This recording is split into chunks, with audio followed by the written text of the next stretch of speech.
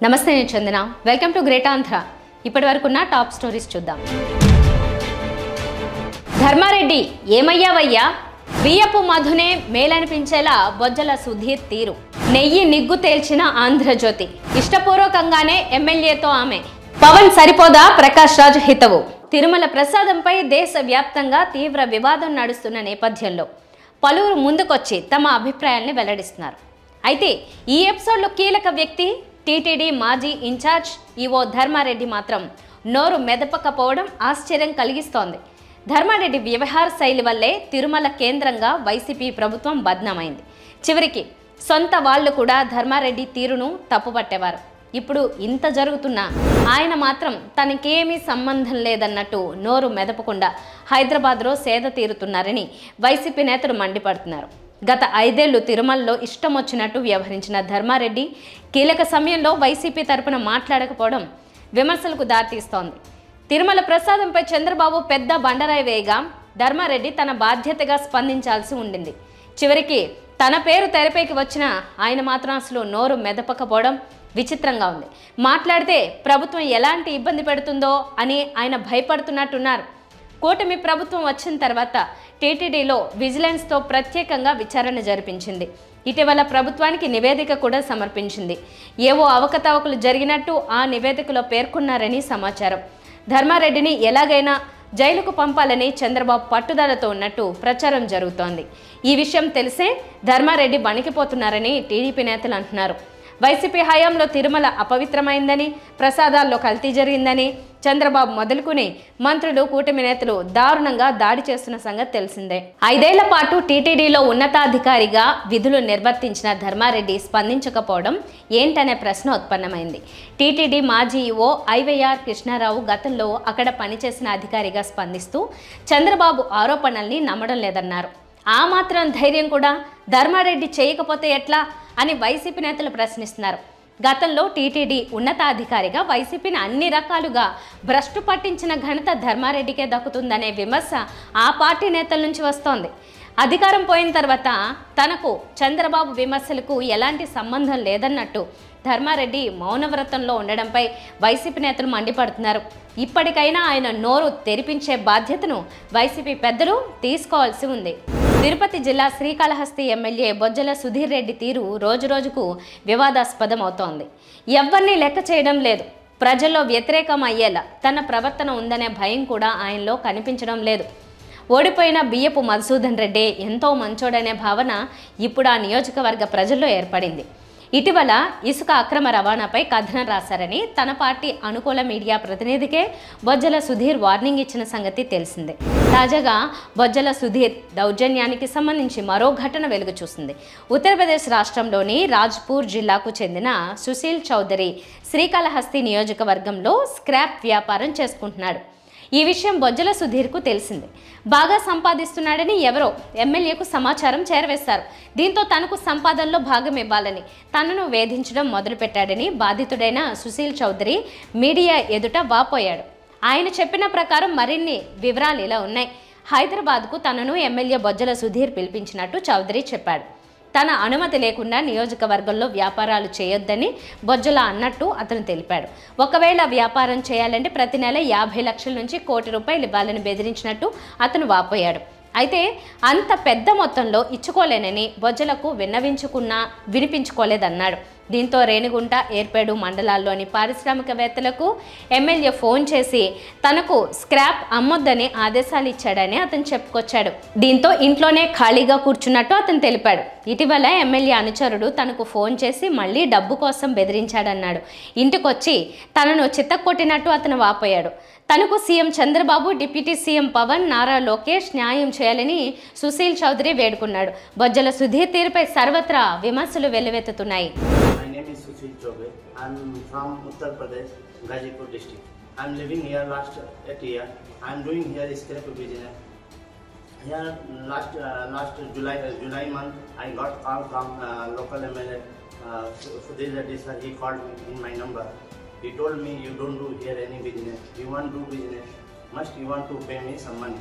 And he called me to come meet in Hyderabad. I go to meet in Hyderabad also. I go meet here, but they demand me every month you pay 250 lakh to 1 crore per month. But I know that much I am not earning, so I'm not ready to pay. So now he told stop your all business. Now he closed my all factory, all worker gone. Now I don't have business here. Now he told. So now I not ready to pay. So they told you don't go any company. Now I'm sitting my home only. I'm not going anywhere. One day I got 2 days before in one company call coming. So I'm going. So MLA person they are waiting. His name is Himachi. MLA person. He told I'm MLA person. Before he called me also nightly. If I don't go any company.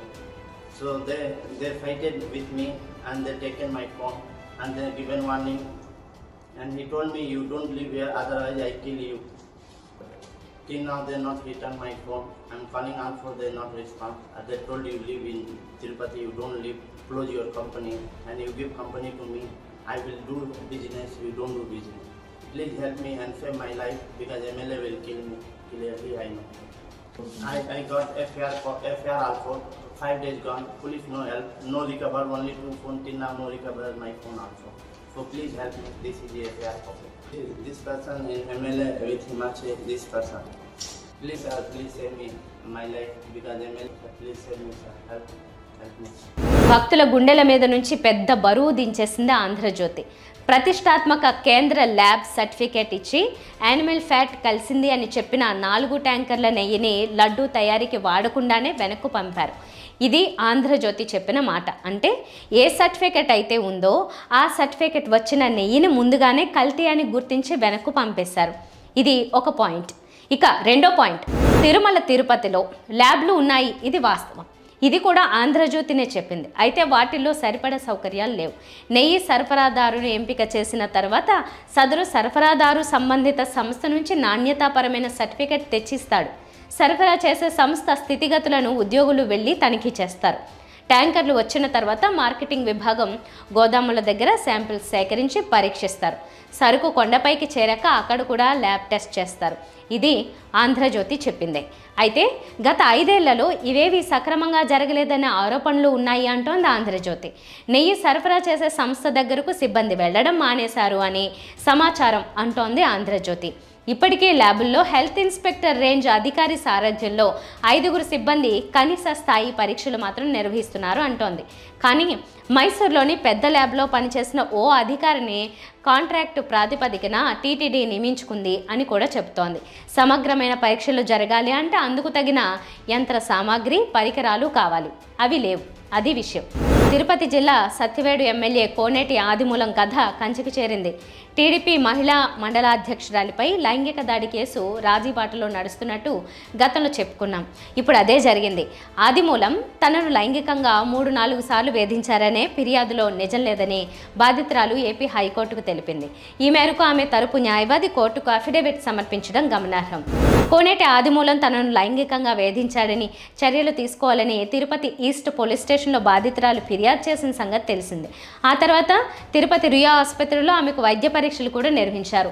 మరోవైపు టీడీపీకి రాజకీయంగా నష్టం జరగకుండా ఆదిమూలంపై suspension వేటు వేశారు. మరోవైపు ఆమెతో రాజీ ప్రయత్నాలకు పార్టీ పెద్దలు చర్యలు తీసుకున్నారు. పెద్ద మొత్తంలో డబ్బు చేతులు మారినట్టు సమాచారం. చివరికి లైంగిక వేధింపుల కథను సుఖాంతంగా ముగించారు. ఎఫ్ఐఆర్లో పేర్కొన్న అంశాలని అబద్ధాలని, కేసు కొట్టేయాలని హైకోర్టును బాధితురాలు కోరడం చర్చనీయాంశమైంది. అయితే ఆదిమూలంతో ఇష్టపూర్వకంగానే గడిపినట్టు తనను తాను చెప్పదలుచుకున్నారా అని నెటిజన్లు ప్రశ్నిస్తున్నారు. డబ్బు కోసమే ఇదంతా చేస్తుందని అనుకోవాల్సి వస్తుందని పలువురు అభిప్రాయపడుతున్నారు. ఇదిలా ఉండగా కోనేటి ఆదిమూలంపై త్వరలో సస్పెన్షన్ను ఎత్తివేయనున్నారని సమాచారం. ఉప ముఖ్యమంత్రి పవన్ కళ్యాణ్ మాటలకు చేతలకు పొంతన ఉండదనే విమర్శ చాలా కాలంగా ఉంది. ఒక్కోసారి ఒక్కోలా ఆయన మాట్లాడుతుంటారు. తన మాటలకు విరుద్ధంగా ప్రవర్తిస్తుంటారు. ఈ ఒక్క బలహీనత లేకపోయి ఉంటే పవన్ మంచి నాయకుడని అనిపించుకునేవారు. జనసేన లక్ష్యాల్లో కులాలను కలిపే ఆలోచన విధానం, మతాల ప్రస్తావన లేని రాజకీయం ఉన్నాయి. 10 ఏళ్ల జనసేనాని రాజకీయ పంథ ఎలా సాగుతున్నదో ముఖ్యంగా ఏపీ సమాజం జాగ్రత్తగా గమనిస్తూ వస్తోంది. ఉభయ గోదావరి జిల్లాల్లో పవన్ రాజకీయం అంతా కులాల చుట్టే తిరిగింది. దీనికి కారణం ఆ జిల్లాల్లో ఆయన సామాజిక వర్గం బలంగా ఉండడమే. అంతెందుకు, పవన్తో చంద్రబాబు పొత్తు పెట్టుకోవడానికి ప్రధాన కారణం ఆయన కులం ఓట్ల కోసం కాదని ఎవరైనా అంటే పచ్చి అబద్ధమే. ఇక మతం విషయానికి వస్తే అప్పుడప్పుడు ఆవేశాలు కూడా ఆయన వేస్తుంటారు. బీజేపీతో పొత్తు కారణంగా కాషాయ వస్త్రధారణలో మెరుస్తుంటారు. తనకు గిట్టని వైఎస్ జగన్ క్రిస్టియన్ మతాన్ని అడ్డం పెట్టుకుని హిందువుల్లో వ్యతిరేకతను నింపడానికి అనేక ప్రయత్నాలు చేశారు. జగన్ అధికారంలో ఉన్నప్పుడు హిందువుల ఆలయాల విధ్వంసం జరుగుతోందని పలుమార్లు ఆయన ఆరోపించిన సంగతి తెలిసిందే. తాజాగా ప్రముఖ నటుడు ప్రకాష్ రాజ్ ఉప ముఖ్యమంత్రి పవన్ కళ్యాణ్కు గట్టిగా హితవు చెప్పడం చర్చనీయాంశమైంది. ఈ మేరకు ప్రకాష్ రాజ్ ఎక్స్లో పోస్టు పెట్టారు. తిరుమల ప్రసాదాలపై కల్తీ జరిగి ఉంటే దోషులను కఠినంగా శిక్షించాలని ఆయన డిమాండ్ చేశారు. ఆ పని చేయడం మానేసి జాతీయ స్థాయిలో ఆందోళనను వ్యాపింపచేయడం ఏంటని పవన్ను ఆయన నిలదీశారు. ఇప్పటికే దేశంలో ఉన్న మత కల్లోలాలు చాలవా అంటూ పవన్ను ప్రశ్నించారు. కుల మత ప్రస్తావన లేని సమాజం కోరుకునేవారు ఎలా ఉండాలో ప్రకాష్ రాజ్ను చూసి నేర్చుకోవాలి. ఆ విషయాల్లో ఆయన ఎప్పుడూ రాజీ పడలేదు. అందుకే పవన్ను తాజాగా ఆయన ప్రశ్నించగలిగారు. పవన్ తీరులో మార్పు రాకపోతే రానున్న రోజుల్లో ప్రకాష్ రాజ్ మరింత గట్టిగా నిలదీసే అవకాశము లేకపోలేదు. ప్రకాష్ రాజ్ హితవుతో సరిపెట్టుకుంటే సరే, లేదంటే మరిన్ని చీవాట్లు తినాల్సి ఉంటుందని నెటిజన్లు అభిప్రాయపడుతున్నారు. ఇవి వాళ్ళ టాప్ స్టోరీస్. మరిన్ని అప్డేట్స్తో కలుద్దాం. నమస్తే.